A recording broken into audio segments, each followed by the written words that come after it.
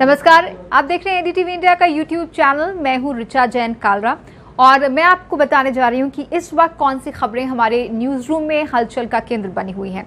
तो सबसे अहम खबर जो कि देश भर के लिए एक चिंता और शर्म का सबब है वो ये कि कोरोना वॉरियर्स पर लगातार देश के अलग अलग राज्यों में हमलों की खबरें आ रही हैं। ताजा मामला उत्तर प्रदेश के मुरादाबाद से है, जहां पर नेब वाली मस्जिद के पास डॉक्टरों की टीम, पुलिस की टीम पर लोगों ने हमला कर दिया। कारण क्या था? दरअसल यहां पर एक मरीज की कोरोना वायरस के चलते मौत हो गई थी और उनके परिवार को क्वारंटीन कराने के लिए ये टीम, जिसमें डॉक्टर, मेडिकल स्टाफ और पुलिस वाले मौजूद थे, घर के सदस्यों की जांच के लिए आए थे। और जैसे ही यहां पर ये खबर फैली कि क्वारंटीन कराने के लिए पुलिस और डॉक्टरों का दल आ रहा है, उन पर पथराव किया गया, ईंट पत्थर फेंके गए। जी हाँ, डॉक्टरों पर ईंट पत्थर फेंके गए, एम्बुलेंस को तोड़ दिया गया। जो पुलिस वाले हैं उनकी गाड़ी पर पथराव हुआ है, पुलिस वाले भी लहूलुहान हुए हैं, डॉक्टरों को भी चोटें आई हैं। कम से कम 5 लोग इस घटना में घायल हुए हैं। अब ये समझिए कि जो लोग अपनी जान जोखिम में डालकर, डॉक्टर हो, मेडिकल स्टाफ हो, एम्बुलेंस ड्राइवर हो, पुलिस वाले हो, अपनी जान को जोखिम में डालकर लोगों को क्वारंटीन कराने, उनकी जांच कराने के लिए आ रहे हैं और उनके साथ इस तरह का सलूक न सिर्फ अमानवीय है, ये शर्मनाक है समाज के तौर पर। इससे पहले हमने इंदौर में इस तरह की घटना देखी थी और भी कई राज्यों में ये इस तरह की घटनाएं हुई हैं। और उत्तर प्रदेश में एक कानून, साथ ही मुख्यमंत्री योगी आदित्यनाथ ने हाल में कहा है कि एनएसए, जो कि एक बहुत सख्त कानून है, नेशनल सिक्योरिटी एक्ट, रासुका जिसे कहा जाता है, राष्ट्रीय सुरक्षा कानून, ऐसे लोगों पर लगाया जाएगा। ये जो कोरोना वॉरियर्स हैं, जो फ्रंटलाइन वर्कर्स हैं, उन पर हमला करने वालों पर यह एक्ट लगाया जाता है, जिसमें बगैर बेल के 1 साल से ज्यादा समय तक आरोपियों को जेल के अंदर रखा जा सकता है। तो ये बेहद सख्त कानून है। अब इन लोगों की धरपकड़ के लिए इनकी पहचान शुरू हो गई है। कम से कम 100 लोग इसमें हो सकते हैं, ऐसा बताया जा रहा है। तो मुरादाबाद की खबर अगर परेशान करने वाली है तो कुछ इसी तर्ज पर खबर बिहार के औरंगाबाद से भी आई है, अकौनी से, गोह इलाके में। यहाँ पर खबर फैली कि एक शख्स दिल्ली से आए हैं, तो उनकी जांच के लिए यहाँ के एसडीपीओ और पुलिस वाले उनसे पूछताछ करने के लिए पहुंचे और इस टीम पर यहाँ के लोगों ने हमला कर दिया, जिनकी संख्या करीब 50 से 60 के करीब बताई जा रही है। उसके बाद यहाँ पर पुलिस बल आया, जिसमें एसपी थे, जिसमें डीएम थे, वो यहाँ पर आए, उन पर भी यहाँ के लोगों ने हमला कर दिया। तो आप हौसले देख सकते हैं कि किस तरह प्रशासन के अधिकारियों के ऊपर, उच्च अधिकारियों के ऊपर, पुलिस वालों के ऊपर यहाँ पर हमला हुआ है। जिसके बाद यहाँ पर जो चिकित्सक हैं, जो डॉक्टर हैं, वो विरोध में धरने पर बैठ गए हैं कि जिन लोगों ने हमला किया है उन पर राज्य सरकार कार्रवाई करे। वैसे बिहार में इस तरह कोरोना वॉरियर्स पर, डॉक्टरों पर हमले का या पुलिस वालों पर हमले का ये कोई पहला मामला नहीं है। इससे पहले भागलपुर हो, कटिहार हो, मधुबनी में भी इस तरह का मामला कोरोना वॉरियर्स पर हमले को लेकर आया है। तो एक समाज के तौर पर हम कहां बढ़ रहे हैं? कोरोना से जंग में अगर हम फ्रंटलाइन वर्कर्स पर ही अटैक करते रहेंगे तो फिर ये जंग कैसे जीती जाएगी? ये बहुत सारे लोगों को समझ में नहीं आ रहा है, जो कि इस तरह की वारदातों को अंजाम दे रहे हैं। ये आप आज की एक प्रमुख खबर है।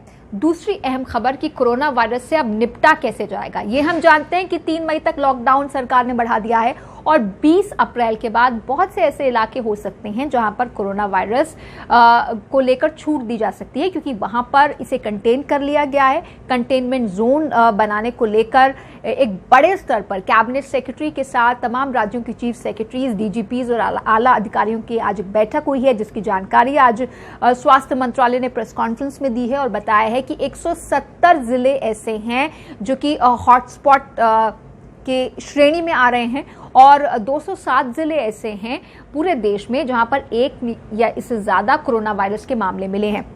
तो कुल मिलाकर हम कह सकते हैं कि 377 ऐसे जिले हैं देश भर में जहां पर कोरोना के एक्टिव केसेस हैं, जहां पर कंटेनमेंट जोन्स लगाई जाएंगी। कंटेनमेंट जोन्स में तमाम वो दिशा निर्देश, जिसमें मास्क पहनना, सोशल डिस्टेंसिंग, लोगों के जमा होने पर पाबंदी, ये सब तो होगा ही, लेकिन इसके साथ ही बफर जोन्स भी बनाई जाएंगी और राज्य सरकारों को कोविड अस्पताल बनाने के लिए कहा गया है।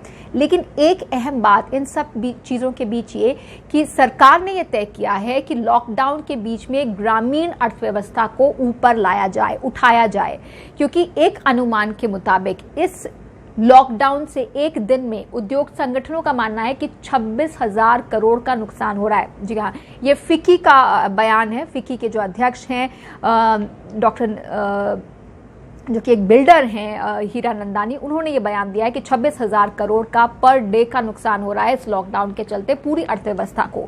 तो इस वक्त सरकार का फोकस ग्रामीण अर्थव्यवस्था को बढ़ाने को लेकर है और इसी के चलते मनरेगा के तमाम एक्टिविटीज को, मनरेगा के तमाम कामों को हरी झंडी दी गई है। इसमें मजदूरों से काम लिया जा सकता है तमाम तरह का, और सिंचाई, इरिगेशन पर ज्यादा फोकस करने को कहा गया है, लेकिन मास्क पहनना होगा, सोशल डिस्टेंसिंग करनी होगी और इसके साथ साथ फूड प्रोसेसिंग के कामों में रियायतें दी जाएंगी, आवाजाही गुड्स की शुरू होगी।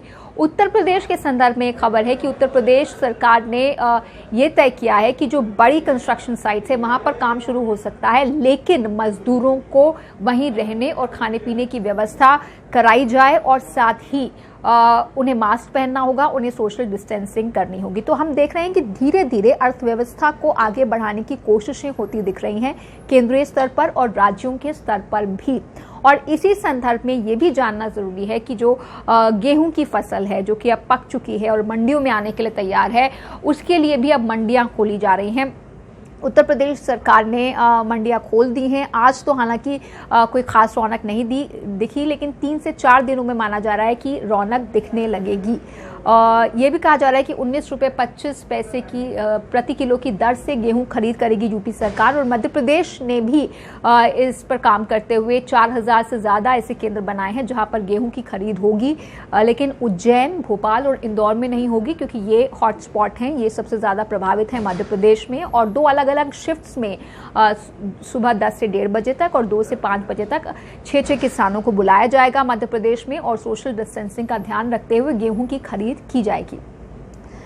इस सब के बीच कुछ परेशान करने वाली खबरें भी हैं, जैसे कि पश्चिम बंगाल के मुर्शिदाबाद में आज लोग खाने की कमी का रोना रोते हुए, खाने की मांग करते हुए सड़कों पर उतर आए। और कुछ लोग नहीं थे, कई 100 लोग थे। तो आप सोच सकते हैं कि अगर कई 100 लोग एक साथ जमा हो जाएंगे तो सोशल डिस्टेंसिंग की तो धज्जियां उड़ गई। ये लोग कह रहे थे कि प्रशासन इन्हें समय पर खाना मुहैया नहीं करा रहा है, ये काफ़ी गरीब हैं और इसे लेकर इन्होंने अपना विरोध यहाँ पर जताया है। इस तरह की खबरें हमने कई और जगहों से भी देखी हैं, लेकिन बंगाल के संदर्भ में क्या दिलचस्प हो जाता है कि यहाँ हर मुद्दे पर राजनीति होती है और इस राजनीति में राज्यपाल और राज्य की सरकार, ममता बनर्जी की सरकार एक तरह से आमने सामने खड़े हुए दिखते हैं। इस बार भी राज्यपाल जगदीप धनखड़ कूद पड़े हैं।